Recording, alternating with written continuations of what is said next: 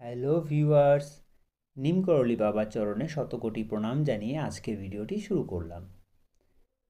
কখনো যদি নিজেকে খুব অসহায় লাগে, দুশ্চিন্তা গ্রাস করে নিচ্ছে, কোনো দিকেই সফলতা পাওয়া যাচ্ছে না, বারবার নিরাশ হয়ে যাচ্ছেন, জীবনে লক্ষ্য খুঁজে পাচ্ছেন না, কোনো রাস্তা দেখতে পাচ্ছেন না, তবে বলবো একবার হলেও অবশ্যই নিমকরলি বাবার আশ্রম থেকে ঘুরে আসুন।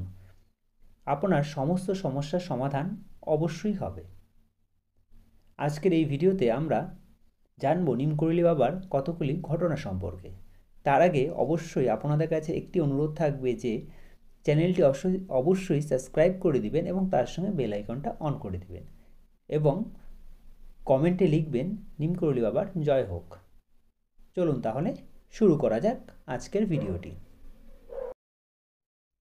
একবার বাবা নিমকরলি দিল্লির বিড়লা মন্দিরে বসেছিলেন। তখন এক ব্যক্তি তার সঙ্গে দেখা করতে আসেন, কিন্তু কিছু বলার আগেই নিমকরলি বাবা বলে দেন যে তোর ভাই আর কয়েকদিনের মধ্যেই ছাড়া পাবে, এবং হয় তাই। সেই ব্যক্তি আর কেউ না, তিনি ছিলেন বাংলাদেশের প্রধানমন্ত্রী শেখ মুজিবুর রহমান। তার থেকেও বড় আশ্চর্যের ব্যাপার হলো যে সেই সময় শেখ মুজিবুর পাকিস্তানে জেলে বন্দী ছিলেন এবং তার ফাঁসিও ঘোষণা করা হয়েছিল। আর বাবা নিমকরলি কথা মতো পরবর্তীতে তাই হয়, তিনি ছাড়া পেয়ে যান এবং কয়েকদিন পরেই তিনি বাংলাদেশের প্রধানমন্ত্রী নির্বাচিত হন। তারপরে ঘটনাটি হলো খুবই আলোচিত একটি ঘটনা এবং এই খবরটি অনেক ভাইরালও হয়েছে, যে অ্যাপেলের প্রতিষ্ঠাতা স্টিভ জবস তিনি যখন মারা যান তখন ওনার বালিশের নিচের থেকে একটি ফটো পাওয়া যায়।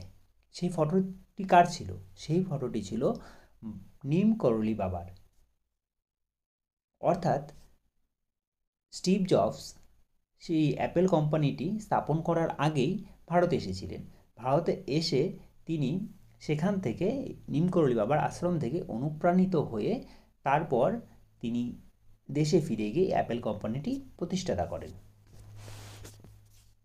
এমনকি ফেসবুকের কোম্পানির প্রতিষ্ঠাতা মার্ক জুকারবার্গও এসেছিলেন এখানে 2015 সালে। তখন তার কোম্পানি অবস্থা খুব খারাপ ছিল, তিনি অনেক ঋণে জর্জরিত হয়ে যান।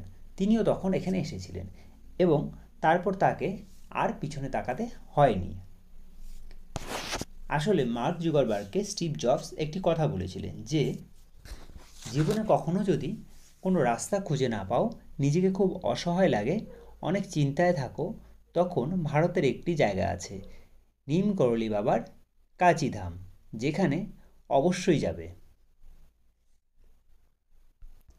তারপর আসি বিরাট কোহলি ও অনুষ্কা শর্মার কথায়। 3 বছর ধরে বিরাট কোহলি অফ ফর্মে চলছিলেন। তারপর তিনি সেই নিমকরলি বাবার কাচিধামে যায় এবং সেখানে যাওয়ার কিছু দিনের মধ্যেই টেস্ট ক্রিকেটে সেঞ্চুরি পায় এবং সেই ব্যাপারটি অনেক বেশি আলোচিত হয় এবং অনেকেই বলে যে নিমকরলি বাবার আশ্রমে যাওয়ার জন্যই হয়তো এই চমৎকারটি হয়েছে। তো এমন আরও হাজার হাজার ঘটনা আছে যেগুলি বলে শেষ করা যাবে না।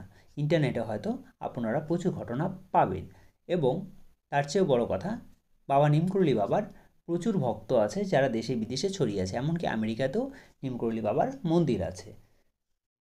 এবার আসি এই ধামটি প্রতিষ্ঠার কবে হয়েছিল এবং কিভাবে এসেছিল সেটার দিকে।